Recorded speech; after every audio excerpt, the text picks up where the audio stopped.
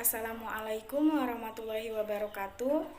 Yang terhormat kepada Ibu Dosen Richa Putri Aprilia MPD selaku dosen pengampu mata kuliah Metodologi Penelitian Pendidikan.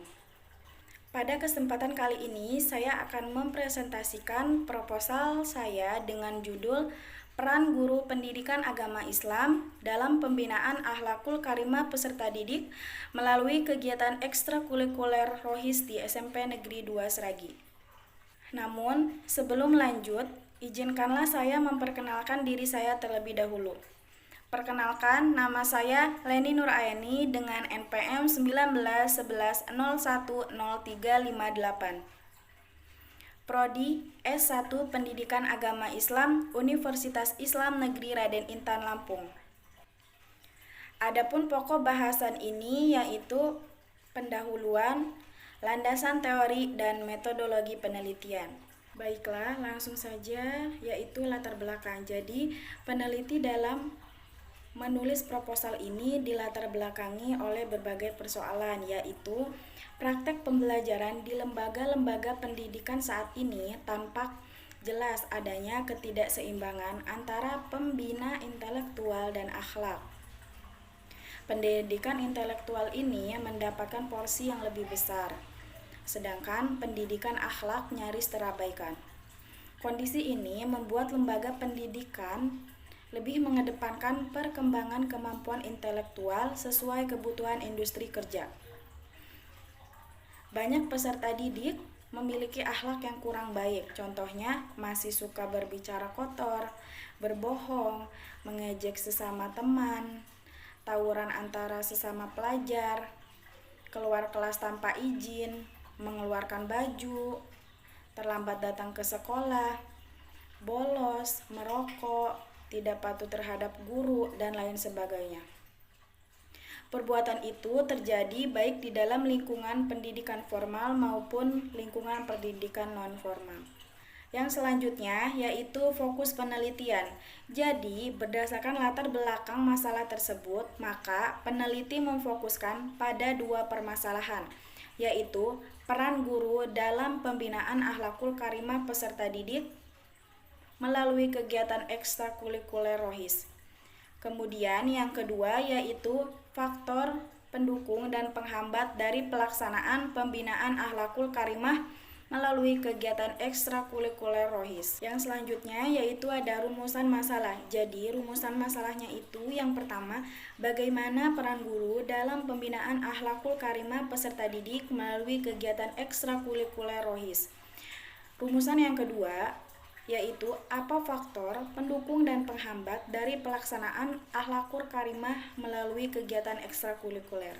Selanjutnya yaitu ada tujuan penelitian. Jadi tujuannya itu yang pertama untuk mengetahui apa sih peran guru dalam pembinaan akhlakul karimah peserta didik ini melalui kegiatan ekstrakurikuler Rohis. Yang kedua itu tujuannya yaitu untuk mengetahui faktor apa saja yang mempengaruhi dan menghambat dari pelaksanaan pembinaan akhlakul karimah peserta didik melalui kegiatan ekstrakurikuler Rohis. Yang selanjutnya yaitu ada manfaat penelitian. Jadi manfaat penelitian ini ada dua. Yang pertama manfaat secara teoritis. Jadi manfaat secara teoritis ini berguna sebagai bahan informasi bagi penelitian selanjutnya dan merupakan salah satu rujukan dalam pengembangan ilmu pendidikan. Kemudian yang kedua, manfaat yang kedua yaitu secara praktis. Yang pertama itu bagi pihak sekolah. Jadi manfaat bagi pihak sekolah ini yaitu sebagai bahan masukan kepada pengelola sekolah dalam pembinaan dan peningkatan mutu pendidikan.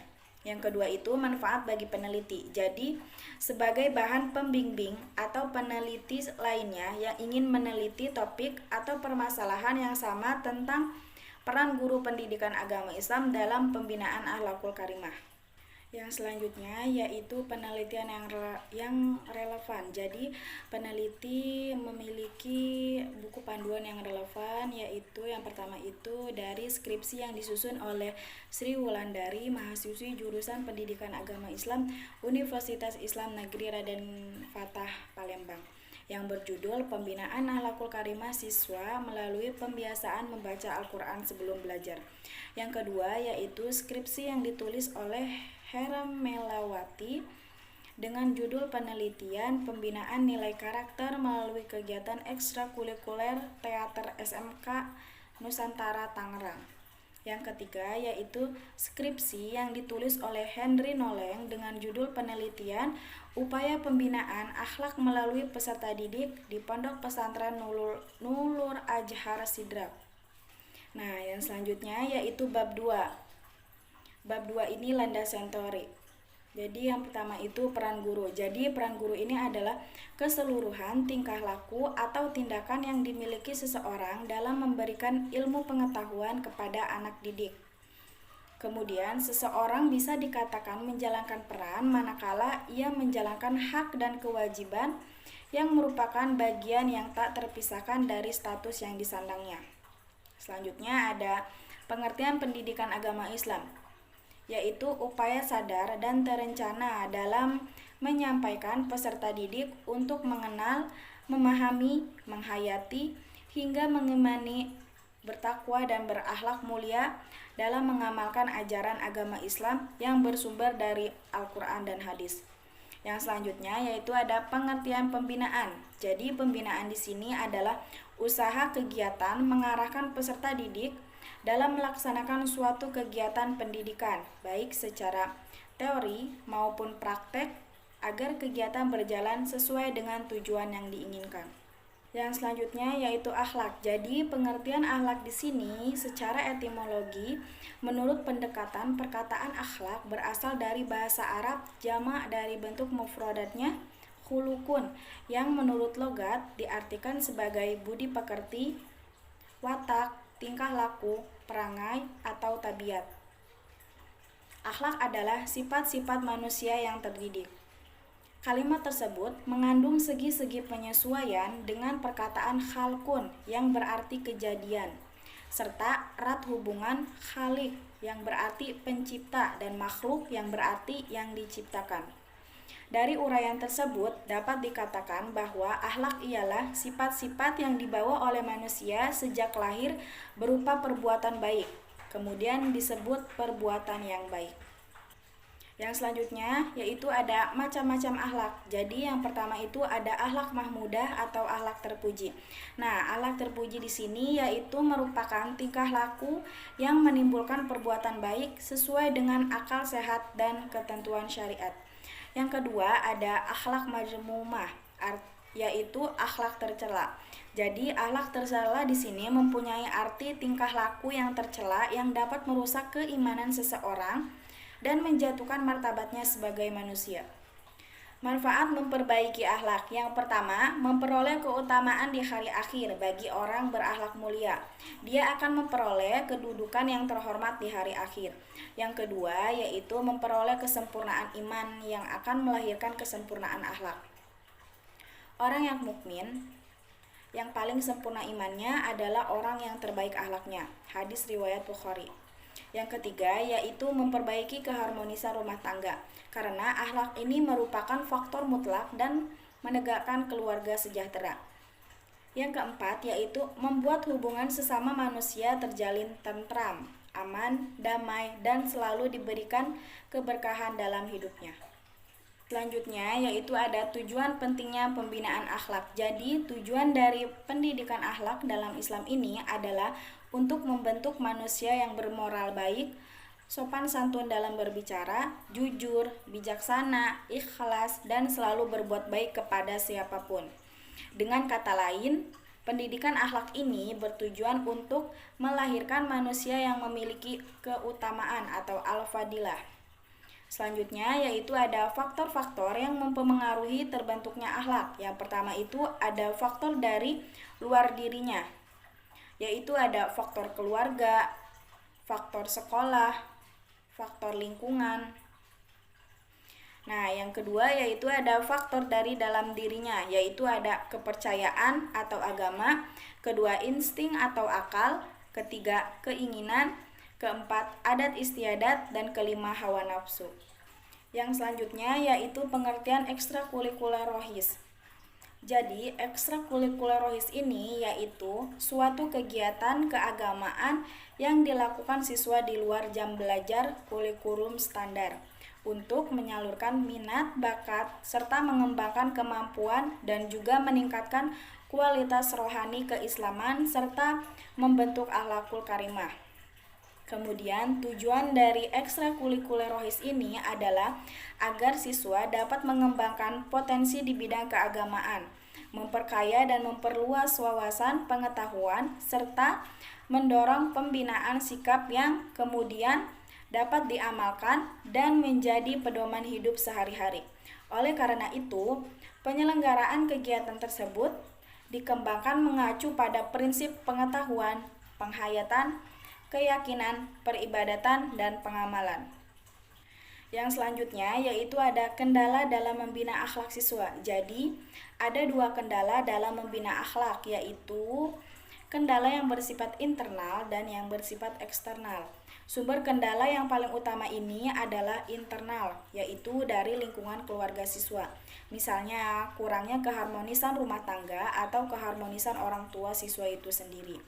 Sunnatullah telah menggariskan bahwa perkembangan kepribadian anak haruslah mencakupi atau seimbang antara pikiran, ruh, dan jasad. Kendala yang kedua yaitu kendala eksternal, bersumber dari lingkungan sekolah dan masyarakat, seperti pergaulan dengan teman bermain di sekolah dan di rumah dengan kawan sebaya. Kemudian, informasi yang disebarluaskan oleh media cetak, baik media cetak maupun elektronik ini memiliki daya tarik yang sangat kuat untuk dapat mempengaruhi daya pikir mereka. Selanjutnya yaitu upaya guru pendidikan agama Islam dalam pembinaan akhlak siswa. Yang pertama itu harus adanya komunikasi yang humoris. Jadi komunikasi ini dibangun dalam lingkungan sekolah yang mengidamkan tercapainya tujuan pembinaan akhlak. Itu adalah komunikasi yang terlahir dari sikap saling menghargai dan saling menyayangi satu sama lain. Jadi guru pendidikan agama Islam ini bekerja sama dengan orang tua dan membina akhlak dengan penuh kasih sayang dan siswa mematuhinya dengan hormat. Yang kedua yaitu harus adanya kesamaan pandangan dan tujuan pembinaan lingkungan. Jika lingkungan adalah sekolah, maka semua komponen di sekolah ini harus memiliki pandangan yang sama untuk menjalankan ajaran Rasulullah SAW. Kemudian, sekolah ini difungsikan sebagai tempat pembinaan keimanan kepada Allah Subhanahu wa taala, tempat pembelajaran dalam peningkatan akhlak, dan tempat pembelajaran untuk meningkatkan keilmuan. Jadi, semua komponen sekolah ini tidak hanya guru pendidikan agama Islam dan siswa saja, melainkan komite sekolah yang anggotanya terdiri dari wali murid. Mereka harus menyamakan persepsi dengan para guru guna untuk mendukung tercapainya tujuan pembinaan. Yang selanjutnya yaitu bab 3, metodologi penelitian. Jadi, jenis penelitian ini adalah jenis penelitian kualitatif. Dalam penelitian ini menggunakan metode deskriptif.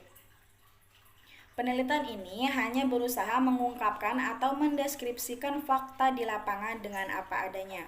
Kemudian lokasi penelitian ini, waktu pelaksanaan penelitian ini dilakukan antara bulan Februari 2022 hingga Mei 2022. Tempat penelitian ini dilakukan di SMP Negeri 2 Sragi yang beralamatan di Sragi Bakti Rasa, Kecamatan Sragi, Kabupaten Lampung Selatan.